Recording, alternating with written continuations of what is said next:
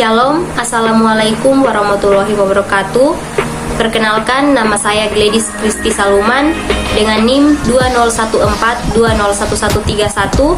Saya mahasiswi dari Universitas Pembangunan Indonesia Manado dari kelas A3 Keperawatan semester 3. Di video kali ini saya akan membahas tentang hambatan dalam komunikasi terapeutik.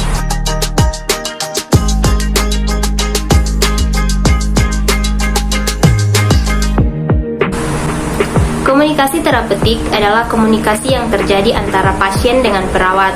Komunikasi ini terjadi dengan cara verbal maupun non-verbal untuk membentuk hubungan yang nyaman antara pasien dengan perawat, terutama pada pasien lansia. Namun, tak selamanya komunikasi terapeutik berjalan dengan baik. Justru banyak sekali hambatan yang akan dilalui oleh seorang perawat dalam menjalin komunikasi terapeutik. Untuk lebih memahaminya, berikut ini adalah hambatan komunikasi terapeutik yang biasa terjadi. Masalah penglihatan.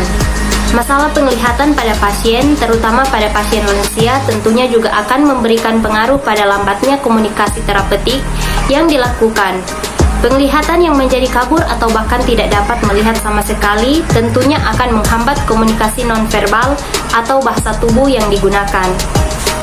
Namun, masalah ini dapat diatasi dengan lebih menaikkan volume suara yang digunakan ketika berbicara selama indera pendengaran pasien masih berfungsi dengan baik. Namun, pastikan pula tidak menaikkan volume suara, tidak terlalu menekan karena justru akan lebih terdengar seperti membentak. Dominasi dalam pembicaraan. Komunikasi terapeutik juga bisa terhambat jika pasien bukanlah tipe pendengar yang baik.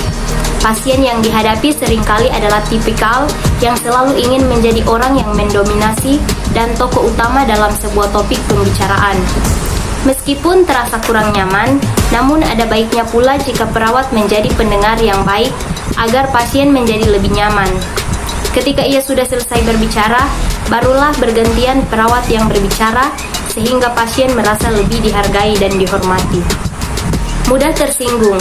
Beberapa pasien yang diajak berkomunikasi kadangkala menjadi sangat mudah tersinggung. Hal ini bisa terjadi karena memang sifat pasien atau efek obat-obatan yang membuatnya menjadi mudah emosi.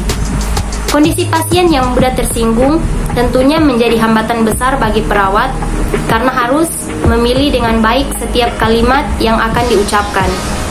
Dalam komunikasi yang menyebabkan pasien menjadi mudah tersinggung seperti ini, perawat sebaiknya lebih banyak meminta maaf agar pasien menjadi lebih nyaman dalam berkomunikasi, bahkan meskipun perawat tersebut tidak memiliki kesalahan. Trauma masa lalu. Pasien yang memiliki trauma pada masa lalunya juga akan menjadi hambatan dalam komunikasi terapeutik yang dilaksanakan. Trauma masa lalu bisa saja membuat pasien menjadi lebih mudah tersinggung, mudah menangis, bahkan marah tanpa alasan pada perawat.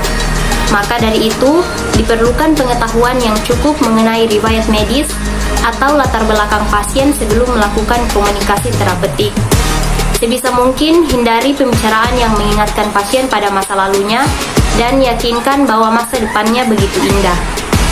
Keterbatasan fisik. Pasien yang memiliki keterbatasan fisik juga menjadi hambatan dalam komunikasi terapeutik. Salah satunya adalah masalah pendengaran. Masalah pendengaran tentunya menjadi hambatan besar dalam komunikasi terapeutik. Komunikasi verbal yang menjadi bentuk komunikasi utama akan sangat sulit dilakukan. Hal ini bisa diatasi dengan menaikkan volume suara atau pasien diberikan alat bantu dengar jika sudah terlalu parah. Bantuan komunikasi dengan isyarat atau bahasa tubuh juga akan sangat membantu. Sepele. Beberapa pasien sering menganggap remeh atau sepele pada perawat yang berusaha melakukan komunikasi dengannya. Sikap sepele ini biasanya sering ditemukan pada pasien yang telah lanjut usia.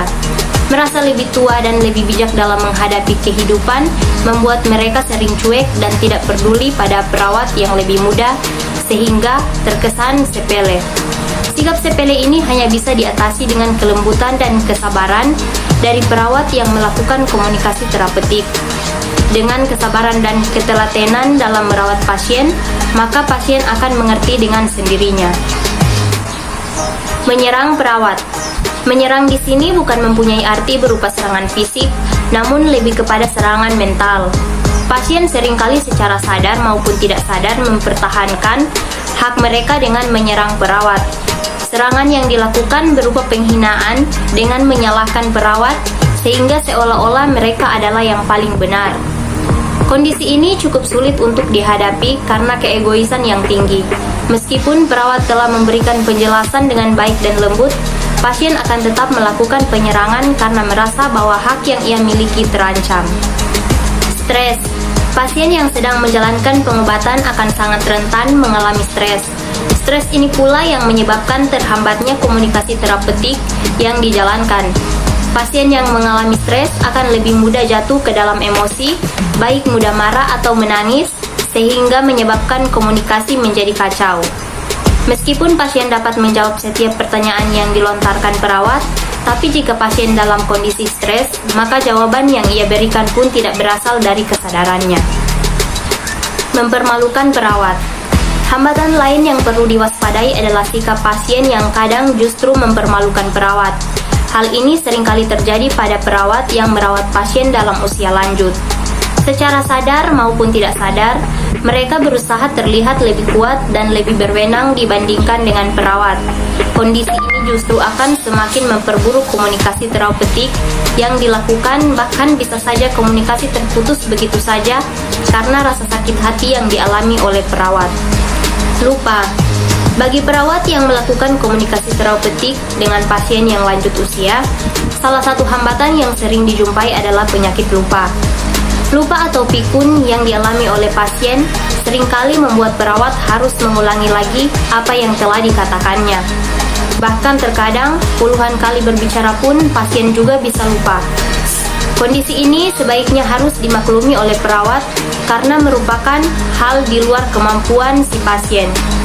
Pasien yang mengalami pikun sebaiknya diperlakukan dengan sangat lembut agar komunikasi tetap berjalan dengan baik meskipun harus sering mengulang. Ketidaksabaran perawat. Ada kalanya hambatan yang terjadi dalam komunikasi terapeutik bukan hanya berasal dari pasien, tapi juga dari perawat itu sendiri. Beberapa perawat ada yang tidak memiliki kesabaran dalam melakukan komunikasi terapeutik. Ketidaksabaran inilah yang dapat menyebabkan terhambatnya, bahkan terputusnya komunikasi terapeutik yang dijalankan. Wawasan yang kurang. Komunikasi terapeutik yang baik juga harus didukung dengan wawasan yang baik oleh perawat. Wawasan di sini maksudnya adalah kemampuan dalam menggunakan dan mengaplikasikan ilmu dalam komunikasi.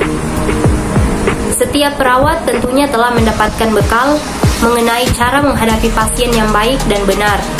Jika wawasan perawat kurang, maka komunikasi terapeutik yang dilakukan tentunya juga tidak dapat berjalan dengan baik.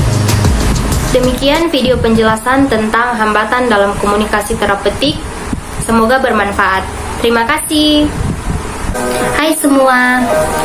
Bagi teman-teman dan adik-adik yang pada saat ini ingin melanjutkan studi ke jenjang perguruan tinggi, ayo bergabung bersama kami di Universitas Pembangunan Indonesia Manado. Universitas Pembangunan Indonesia Manado adalah salah satu perguruan tinggi swasta di Manado yang berdiri pada tanggal 2 Oktober tahun 2000 yang saat ini sudah terakreditasi B. Di Universitas Pembangunan Indonesia Manado sudah terdapat 6 fakultas dengan 8 program studi, yaitu Profesiners, S1 Ilmu Keperawatan, S1 Ilmu Hukum, S1 Agribisnis, S1 Ilmu Politik, S1 Teknik Elektro, S1 Sastra Inggris, dan S1 Teknik Sipil. Untuk itu, jangan ragu-ragu. Mari bergabung dengan kami di Universitas Pembangunan Indonesia